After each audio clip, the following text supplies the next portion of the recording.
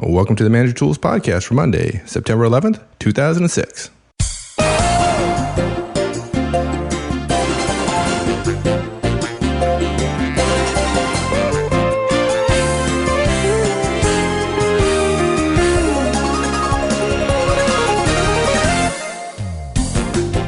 Hi, this is Mike Lozan, and on behalf of Mark Horseman and myself, welcome back to Manager Tools. Today, Mark and I conclude our conversations on meal etiquette. As this is the second in the series, if you haven't listened to last week's show, you may wish to. Okay, I'm short on words tonight, so let's just get right on to it.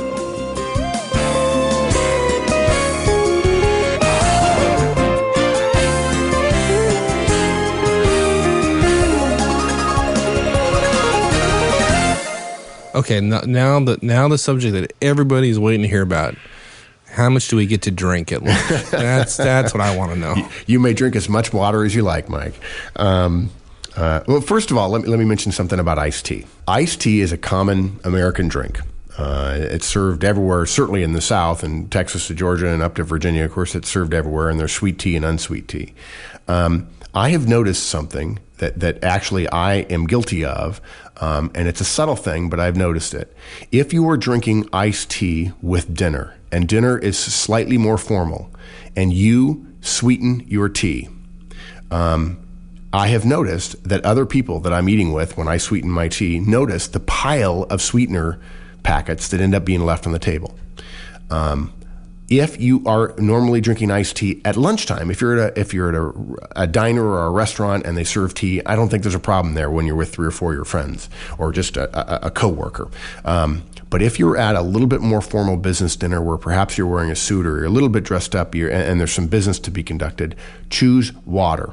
Simply because the mess that you make in front of you, unless you have a very attentive waiter or waitress, is noticeable. And I've seen people raise their eyebrows about it, and I've stopped doing it. I started drinking water at dinner simply to avoid the mess that often happens if your tea is not sweetened correctly.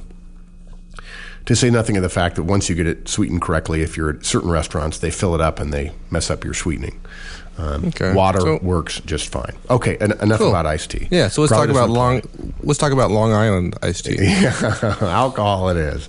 The rule is, if you choose to drink, and never should anyone construe anything we say to mean that you should drink, but if you choose to drink, and it is completely your choice, one mixed drink or perhaps 2 glasses of wine should be your limit.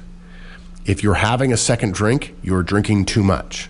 If you're having a third glass of wine, you're drinking too much. And please, of course, never at breakfast or lunch, folks. Let's be clear about that.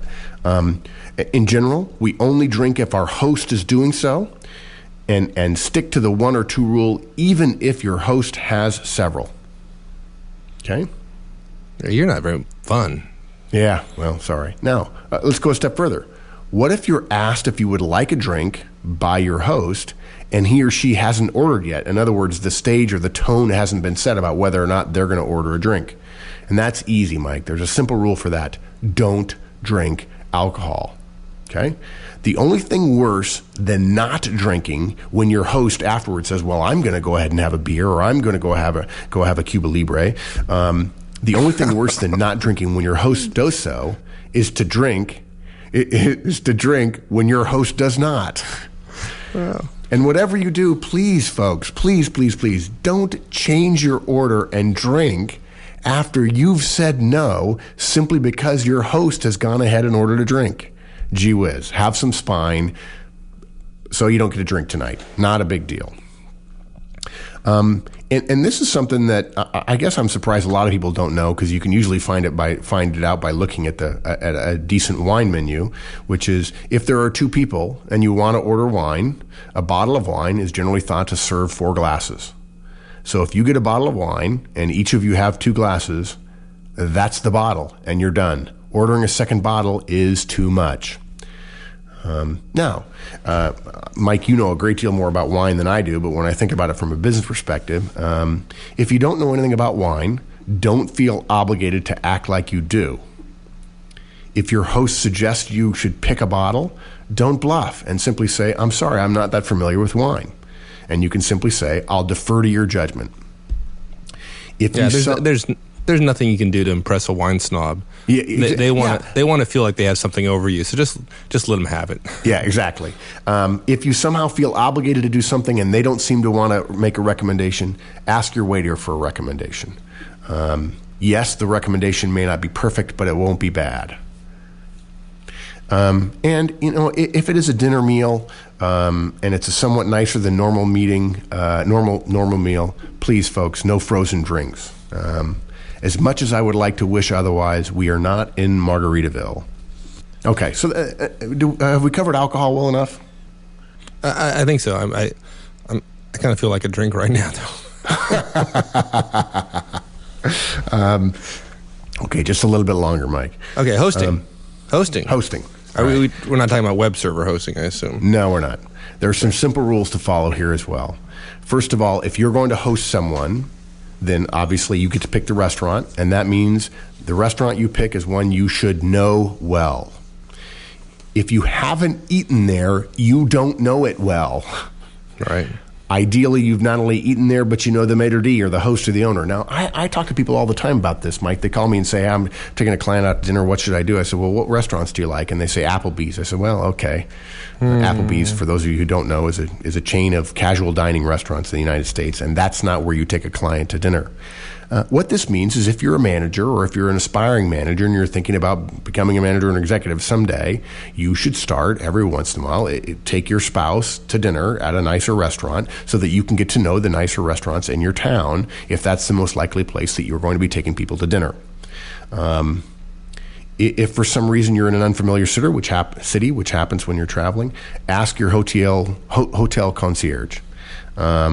Now, if your hotel doesn't have an actual concierge, don't ask anyone at your hotel. The front desk person is not a concierge unless they say, I'm a concierge. And usually that means it's a very nice hotel. Do some research. I generally recommend relying on a trusted friend. Yes, the web helps. Please don't ask the bellhop or the person who is at the front, at the entrance to the hotel. And look at there, and if you have time, you don't always, but there's nothing wrong if you pick out a restaurant, you get some good advice, you found a restaurant, go over there the day beforehand, and set the event up. Talk to the maitre d', work out payment plan. We're going to talk about that in a second, but sure, you don't have to go in blind. Right. You can go in during lunch. You can take 15 minutes and walk in during lunch and say, I have a reservation tonight at 7:30 with my name is Smith. I have a reservation at 7:30. May I just look at the restaurant briefly, and can I arrange payment now? Yeah. Restaurants, any reasonably medium to upscale restaurant is happy to take care of that for you. And pick the table. They'll let you pick the table. Go find the table that you most want to sit at. I don't want that one by the kitchen. Maybe this one here in the corner. Yes. Exactly. And if you really want a particular table, and then we're not talking about certain restaurants in New York City, which are impossible to get certain tables at certain times. Again, a $20 bill in the maitre d's hand is not going to hurt you. I have many, many times hosted clients at a dinner that I was not at. I called the restaurant. I know the restaurant well. One of them that comes to mind is Jake's Del Mar in Del Mar, California. I called the hotel. I called the restaurant and said, "This is where I want them to sit. Here's my credit card number, and we'll talk about payment again in a little bit. And I'd like to take care of it in this way." And my guests were treated fabulously, and that's a fairly normal thing to do if, in fact, you can't be there. I've done it many, many times. Yeah. How about once you've arranged the thing? How about canceling? Kids got a ball game, Boy Scout meetings. What about canceling? Yeah, you have to schedule on a day that you know you're going to be able to make it. You don't want to schedule with a 50% chance or a 70% chance. It's got to be 100%, Mike. You just don't cancel something like this. Your guest has arranged other plans around their family. Their family plans have been altered to arrange this. It's an important part of a business relationship, but it's not something you cancel, period. You just don't do that. Now, okay, if you're in a car accident, fine, okay. But other than that, don't cancel. When it comes to ordering at dinner, your guests order first before you. You don't go first in order to show them how to order. I've had people say that. Oh, no, I should go first to tell them how to order at this restaurant. No. On the other hand, it is appropriate for you to make a suggestion if you know the restaurant well, which is one of our rules. And you might say it like this: the restaurant is known for, they're famous for, or I always like X or Y or Z. You don't actually recommend by saying, I recommend X, because when you recommend something, some diners actually feel like that's what they should have. And if they choose not to, some people may consider that an affront. So you say, well, I really like this, or they're known for that. But recommending is seen as too strong a statement. Right. And think about this before the meal. Don't be surprised. Particularly if somebody's coming from out of town and they've never been to this restaurant before, that's, they're likely to ask that question. So, don't just think about it ahead of time so you don't have to stumble when the question's asked. Right. Okay, let's talk about paying. The first rule is to pay in advance. Good restaurants will be happy to take your credit card over the phone. You can explicitly state this to the tip percentage you want to offer, and please don't say 10 or 15%.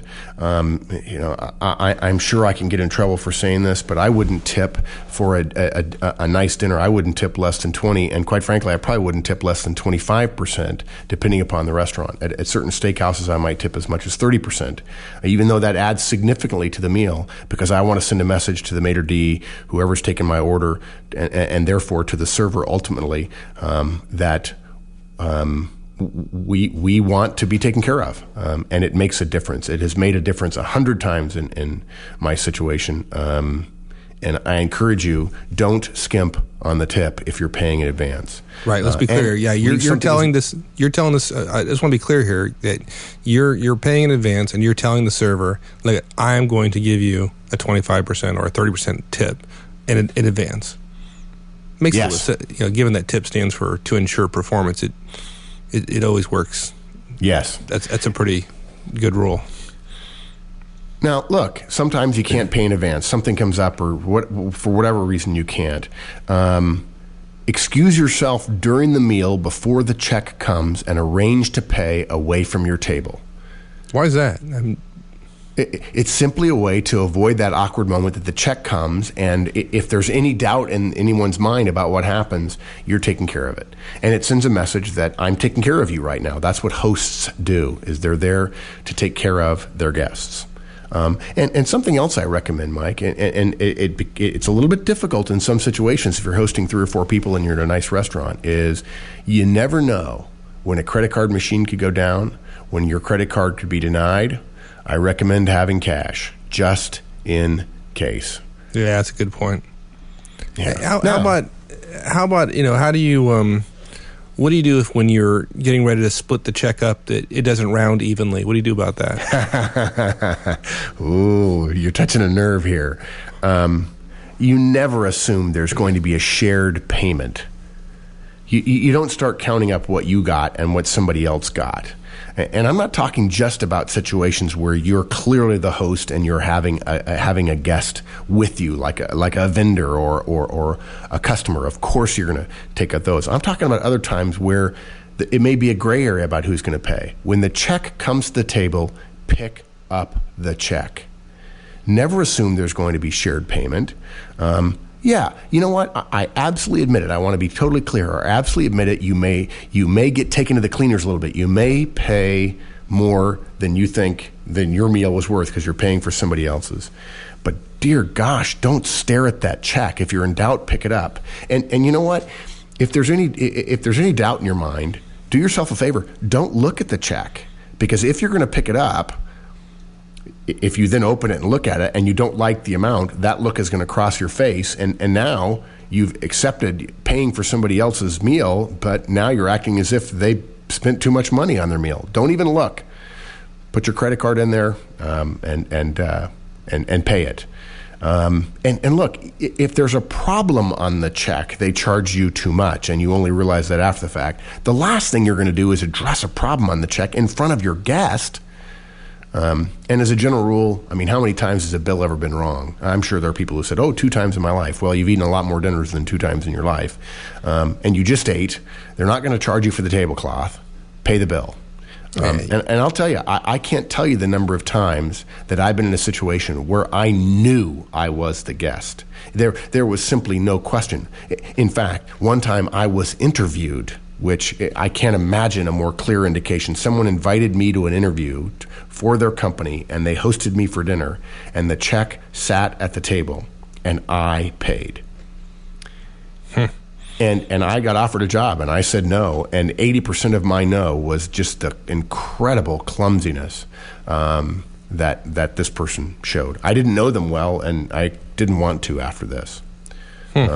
Even among equals, if you're going out with 3 friends at lunch, there are plenty of people who want to split up the check and be careful about it and so on. And quite frankly, I find that to be irritating. I'm not suggesting that that's not a way that you can't, that you should do things. I mean, some groups always do that, and that's fine. But if there's a doubt, pick up the check. And when someone says, well, I'll offer to pay, well, you can get the next one, particularly if there's just 2 of you. Even if the bill is going to be $100. Now, there are some non-managers where that may be a great deal of money, and so I certainly want to be sensitive to people's various ability to pay. But the last thing you want to do is have a war over the check when, in fact, this is a business meal. Good. Okay. When does work start? I mean, there's obviously some chit chat in the beginning, but after you've had your 5th or 7th margarita, like we talked about. There you go. Right, exactly right. Well, I'll tell you, this is an interesting one, and I learned this one the wrong way, if you will. At dinner, one always waits until the main course to begin speaking about work. Remember, at dinner, you're breaking bread together. You're extending the workday into your personal life. You're saying this relationship is important. If you sit down at the table and you're talking work immediately, you're essentially saying it's no longer about a relationship. We are essentially continuing our workday while we're ingesting fuel. If you break from work and you get to know one another and you talk about baseball or the Wall Street Journal or the London Times or events in the EU or Eastern European issues or China or the world is flat, which may be related to business, but is not the business at hand, which is negotiating a contract, for instance, or discussing a job offer. Those are things we do that are designed to get to know one another, to extend the hand of courtesy to one another, and it is a way of saying this relationship is more than just about dollars and cents and about an exchange of goods and services.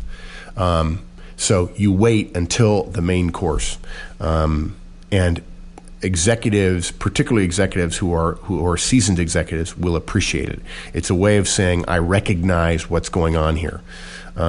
On the other hand, completely different at lunch and breakfast. Lunch is shortened. There's work to be done to go back to. So we can talk business as soon as we order at lunch. Once the ordering's done and the waiter or waitress walks away, you can begin talking business then. Breakfast, it's even tighter. The rule is right from the beginning. You can start talking talking business the moment you get together at breakfast, and you can talk work all the way through because there's an even tighter schedule. Breakfast tends to be shorter. One other thing about business dinners, Mike, and that is generally a business dinner lasts 2 to 3 hours. If you're going much longer than 3 hours, if you start at 8 p.m., for instance, going much later than 11, and this is generally true in North America and in Western Europe, and I won't vouch for it elsewhere. 3 hours is about the limit that a business dinner should go. Obviously, not the case with breakfast and lunch.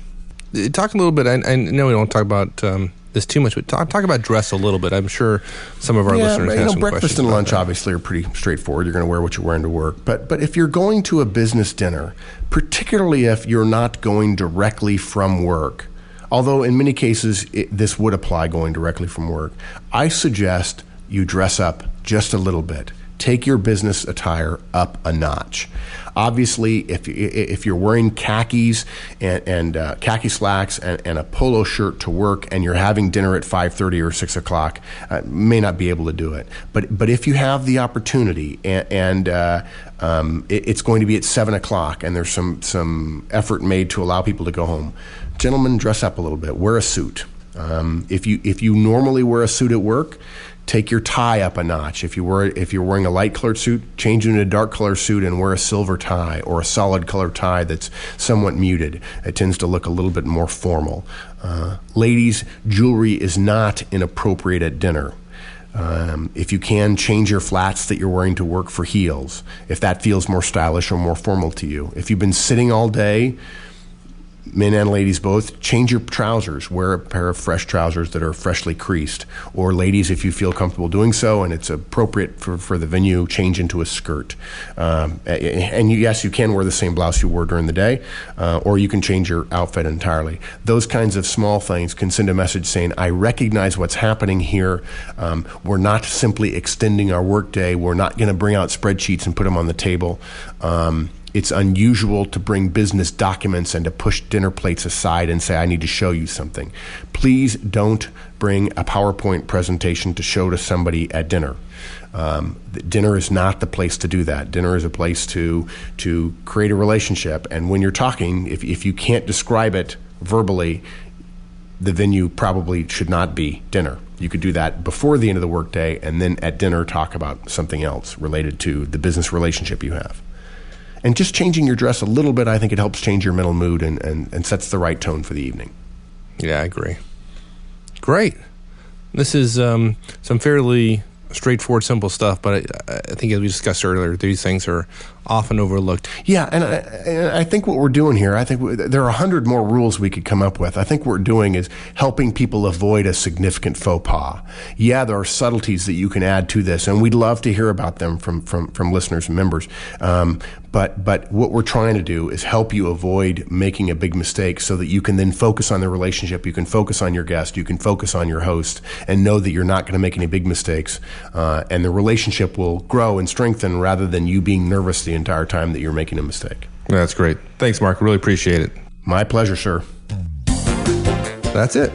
Be sure to share your thoughts with us on the discussion forums at www.manager-tools.com/forums. And thanks for listening. Both Mark and I truly appreciate the opportunity you afford us by tuning in each week.